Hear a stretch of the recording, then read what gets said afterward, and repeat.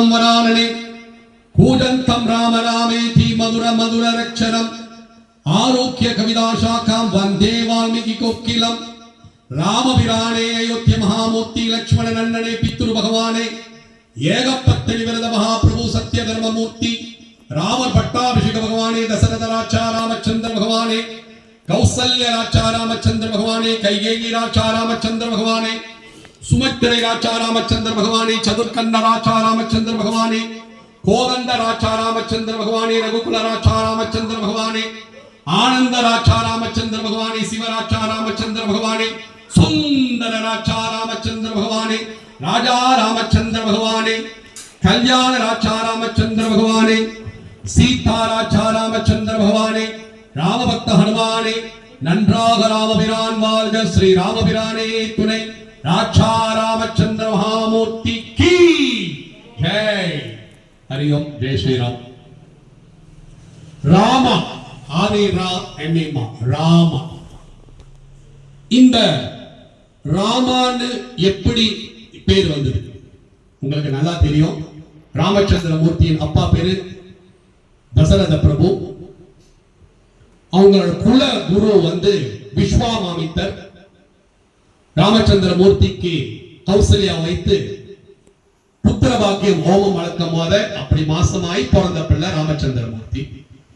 அந்த பிள்ளையை குரு கையில கொடுத்து, சுவாமி நீங்க தான் எங்களுக்கு குலகுரு, என் மகனுக்கு ஒரு பேரை வைங்கன்னு சொல்லும் போத கண்ணை மூடி அந்த பிள்ளையை கையில வாங்கி விஸ்வாமித்திரர் கண்ணை மூடி வாங்கும் போத he can visualize வருங்காலத்துல பெரிய அருக்கனை அளிக்கக்கூடிய தன்மை பெற்றவன் இந்த மகன்.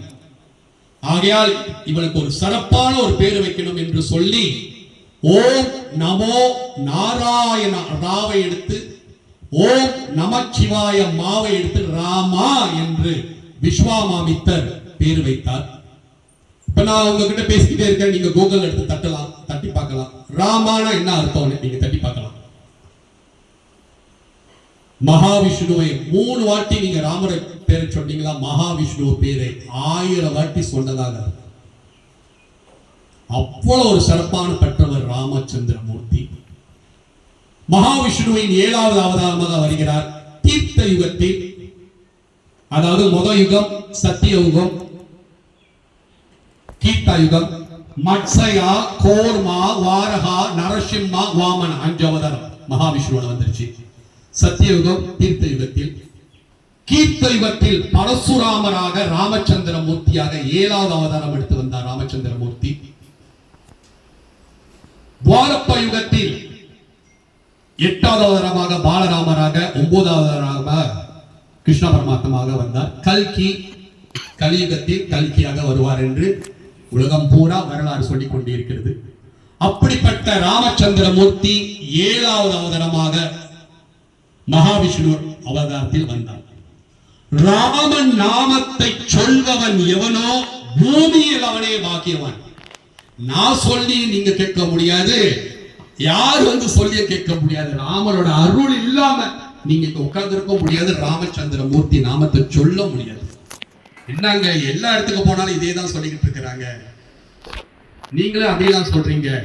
ராமரை கும்பிடுறவன் எவன் ஒருவன் சத்திய தர்மத்துக்கு கடைபிடித்து உண்மையாக ஒழுக்கமாக நேர்மையாக நடக்கிறானோ அவனுக்கு ராமச்சந்திர மூர்த்தி கண்ணில் படுவான். மகாபாரதம் வந்துச்சா ராமாயணம் வந்துச்சுன்னா ராமாயணம் வந்துச்சு. மகாபாரதத்தில் கிருஷ்ண பரமாத்மா சொல்றார், ஒரு மனிதன் இப்படிதான் வாழ வேண்டும் என்று பரத யுத்தத்தில் எழுதியிருக்கு. அதே ராமச்சந்திர மூர்த்தி ராமாயணத்தில் ஒரு மனிதன் இப்படித்தான் வாழ்வான்னு வாழ்ந்து காட்டினார் ராமச்சந்திர மூர்த்தி. ராமச்சந்திர மூர்த்தியின் சிறப்பு என்ன? அவரோட சிறப்பு what is so great of Rama? சிறந்த மகனாக பிறந்தார். அப்பா சொல்லி மனைவி பேச்சை கேட்டு என்னை 14 வருஷம் வனவாசம் போக சொல்றான்னு தெரிஞ்சும் வனவாசம் போனார். வரலாறு சொல்லுது the great son. கணக்கு படிக்குங்க. நம்பர் 1.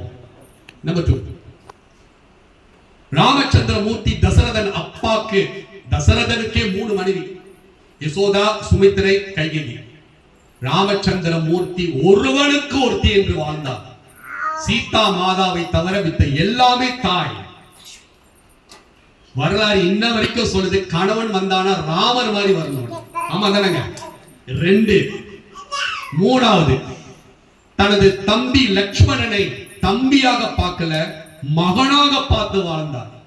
வரலாறு இன்ன வரைக்கும் சொல்லுது, அண்ணன் தம்பியா பிறந்தா ராமர் லட்சுமணன் மாதிரி பிறக்கணும். 3வது, சிறந்த அண்ணனாக பிறந்தார். 4வது, பீஷ்மன் யாருன்னு தெரியும்? ராவணனோட தம்பி. அந்த கேங், கெட்ட கேங். ராவணனோட அபூர்வம் பார்க்காம இங்க வந்து தனது அவங்களாம் யாரு? தம்பிமார்கள் மாதிரி சொந்த தம்பிய கூட்டாளிய மகன் மாதிரி பார்த்தார்.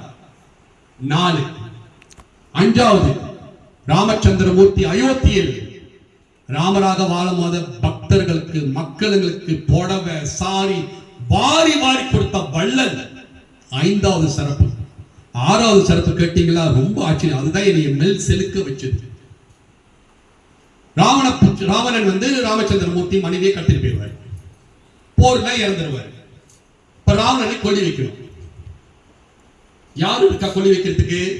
குப்புரகாண்ட பெருசா இருப்பாங்க, அவரே இறந்துருவாரு. பீஷ்மன் மட்டும் தான் இருப்பாரு, அவருக்கு கொல்லி வைக்கணும்.